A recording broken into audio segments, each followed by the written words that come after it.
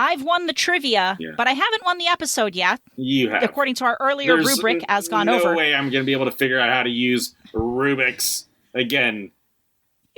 Rubric. This rubric cube of a problem. Breaking news tonight on a podcast app near you. The Heather and Ryan Show. Thanks for the intro, Heather. And as they say, welcome to our bubble. Yeah! This is the Heather and Ryan Show, where I always have to think about that before I say it, don't I? Where all we're trying to do is put you in a better mood by the end of the episode than you're in right now.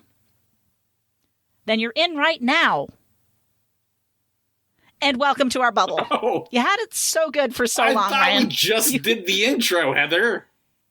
I thought the news anchor was the intro. We're doing a double intro until we play Welcome to Our Bubble. Welcome to Our Bubble.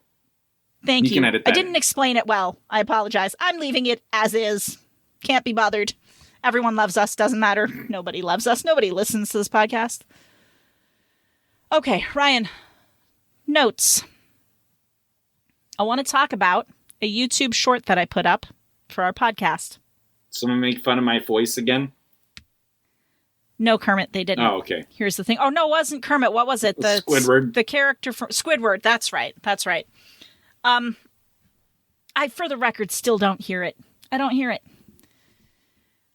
So I put up that one YouTube short because I remember I went on a roll. It was one of the Monday rants where I was talking about how I hate how, like, if you're listening to true crime content or watching it on YouTube, they bleep out every single possible word, like stab, shoot, gun, assault, punch, like just ridiculous words they won't say. That was the word I was trying to figure out yesterday. Unalive. That's what they say instead of kill or murder. Yeah. They say unalive. Rebecca and I were literally just talking about people censoring their their words and YouTube contents and stuff like that. Even to the point of like comments where people are like, instead of saying kill, they're saying unalive, and it just makes you roll your eyes. Because their comments not going to get taken down because they said kill. Can I tell you something? Yeah, go for it. That short got more views than most of our shorts that we put up there. I was like, okay, so, and look, okay, we're not monetized on YouTube. So I don't know if stuff like that affects channels that are monetized. I would just really love one of them to just try to have a normal speaking conversation one time and just see what happens. Yeah. I honestly feel like creators are taking it overboard. Yeah, maybe. I also want to tell you a story. Okay. Dad left a comment on that short because he consumes all of our stuff on YouTube. Oh, does he? Hi, Dad. He does. Hi, Dad. It was an irate comment. Oh. Now that I've just said all of this. And YouTube Studio wouldn't show it to me. I was like, what? I saw that we had a comment. I was like, I don't understand this comment. I don't understand why it's showing me that I have a comment, but it won't show me the comment. It showed me all the other comments, even the one that really was mean. Was like, your podcast is a piece of shit. I was like, you won't shield me from that, but somebody agreeing like passionately with my subject, you'll shield from me. So I did I did find it by going in just to my regular YouTube account and going to that video. Yeah. And seeing the comment underneath it. And it was like, wow, I've had enough of all this political correct crap. It was something like that, along those lines. So that happened and a few weeks went by, and I was talking to Dad, and he's said, by the way, I left a comment on your YouTube video about got me banned for 3 censorship. Days. Censorship. And I was like, oh yeah, that comment, I didn't want to respond to it because I had to respond under my personal account because on YouTube Studio, it wouldn't show me the comment. He was so pissed off. That YouTube didn't show me the comment. Good times. Good times. I'm just saying, somebody's got to try it. Don't censor the words. I want to see what happens. Report back to me. All of you million view YouTubers that listen to our podcast, get on it. Jump on Ryan, it. Jump on it. Do you have any notes for this episode? We were talking about censorship on YouTube and stuff. No, I've got no notes, Heather. No notes. That's fine. I just, I wanted to remember you, unlike last episode when I did a question of the episode and was like, fuck you, Ryan, your opinion doesn't matter. We're going to move on. Okay, word of the episode. And this one I think will be a little easier to use than last week's numismatic, or the last episode's numismatic. Okay. Ryan,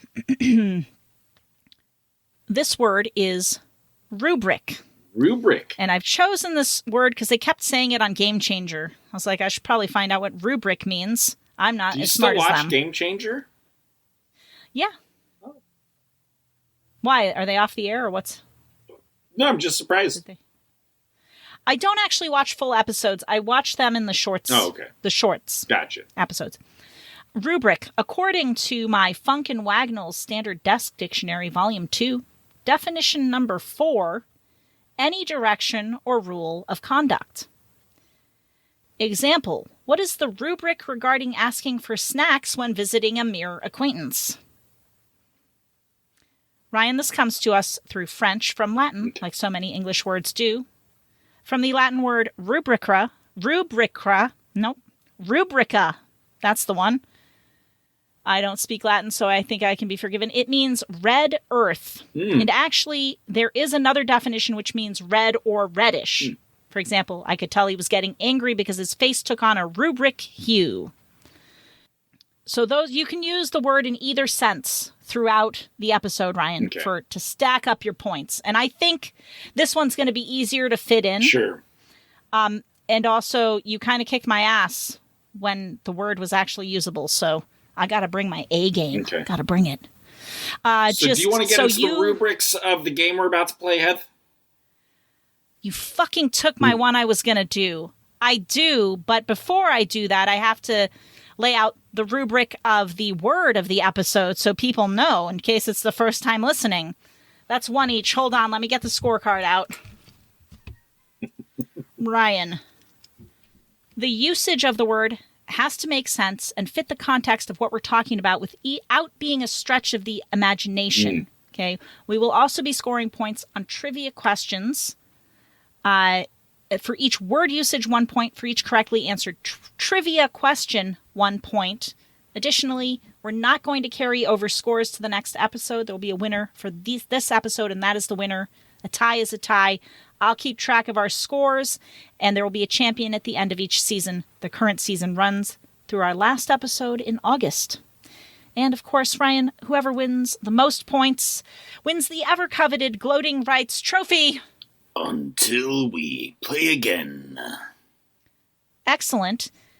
And just like last time, we're going to insert a quick break and be right back afterwards with the trivia. Right after these messages, we'll be right back. And we're back. Ryan, okay, so here we go. We are going to go to a BuzzFeed.com trivia question, not a sponsor. Ryan, do you want geography, facts, timed trivia, food? I don't want to do timed trivia. That might trip us up. Yeah. Food, TV and movies, celebrity. Let's do facts. Facts. Facts. Where is it? Let me find it. Studies show most adults can't pass a middle school geography test. Can you make it all the way through? So this is a geography. It just took us back to the geography test we were already doing. Okay, so BuzzFeed can go fuck off. Let's find a different trivia. You know what, Ryan? We're going to do 5 Trivial Pursuit questions. We're going to use here's what's happened. You don't know this, but I've just edited out a whole song and dance where we tried to do a bunch of different online trivias, and for one reason or another, it wasn't working as audio content. BuzzFeed's quiz was too easy to be... I can't believe there are people that don't know the answers to those questions. Like, what continent is Egypt on? So instead of continuing to look for something online, I'm just going to use my handy-dandy Genius 2 edition of Trivial Pursuit. Not a sponsor. Gotta get it out. It's Trivial Pursuit. It's going to be so hard. You know what we should do, Ryan? We should just take one card. And do all the questions. 6 questions on card and do all the questions. Okay. Let's see. We'll just grab this one. I've not looked at it. We shall write our answers down and then see who's right when we get to the next. When we get to the end, we'll look at all the answers. So here's the deal, Ryan. Mm-hmm. I have just laid out the rubric for how we will do Trivial Pursuit in this episode, which means I'm at 2 for 2 uses of rubric, and you're at 0. I've got 1. Here we go. Oh, you did have 1. You had 1 rubric. You did. I did. You did. I'm an asshole. You I'm an are. asshole. Ryan, let's start with the geography question. How many stars are there on the Soviet Union's flag, the defunct Soviet Union's flag? I've written my answer down. As have I. Excellent. Entertainment. Where did Saturday Night Live's Jorge and Yortuk Festrunk hail from? I have no idea, Ryan, and I'm just going to put a random answer down. Okay. History. What British queen died during William McKinley's term of office as president? What British queen died during William McKinley's term of office as president? I have written down my answer. Okay. All right. What does AL mean again? As a category, as a Trivial Pursuit category. Hold on, I gotta look it up. World. AL. Arts and literature. Oh, arts and literature. That was going to be my second guess. Arts and literature. How many hoofs on an equestrian statue are raised to indicate that the rider was killed on the field of battle? How many hoofs on an equestrian statue are raised to indicate that the rider was killed on the field of battle? I wrote my answer down. I did too, Ryan. Science and nature. What animals attacked and killed 980 retreating Japanese soldiers in waist-deep water on Ramrey Island on February 19, 1945? Interesting. Already wrote mine down. I know that answer, I think. You do? I do, Oh, yeah. I have no idea. I've guessed. Ryan, finally, sports and leisure. Is an arrow that goes through a target awarded points in tournament archery? So what was the question? Is an arrow that goes through a target awarded points in tournament archery? I mean... All right, we've locked in our answers. We may not change them, so let's go through these one at a time. Geography, how many stars are there on the Soviet Union's flag? I said... Answer. Go ahead. 1. I said 1. 1 is correct. Yes. That's a point for each of us. Where did Saturday Night Live's Jorge and Yortuk Festrunk hail from was the entertainment question. Ryan, where did you say they hailed from? Mexico.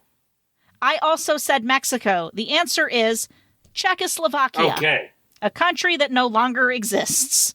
Remember, this version of the game came out in like 1980. It's an old one. All right, history. What British queen died during William McKinley's term of office as president? Ryan, what answer did you write down? Queen Mary. I put down Victoria. The answer is Victoria. And I get another point. Ryan, how many hoofs on an equestrian statue are raised to indicate that the rider was killed on the field of battle? What answer did you lock in? 2. I also said 2. That is a point for each of us.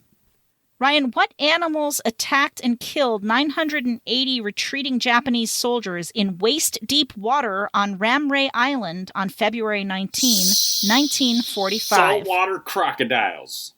And I also chose crocodiles. That is the correct answer. A point for each of us. Ryan, is an arrow that goes through a target awarded points in tournament archery 50-50? Yes or no? What did you pick? I said no. And I said yes. And I'm right. And you're wrong. And just So you know, Ryan, I'm holding up my little sheet to the camera so you can see that those were the answers that I did, in fact, write down. Are you happy? Are you happy with that? I didn't disbelieve you, Heather. But, I mean, I could you argue usually do. that you saw the answers. You might have slipped in a wrong one here or there. Just saying. And you'll never know. You seem like you didn't know what animal killed all those people.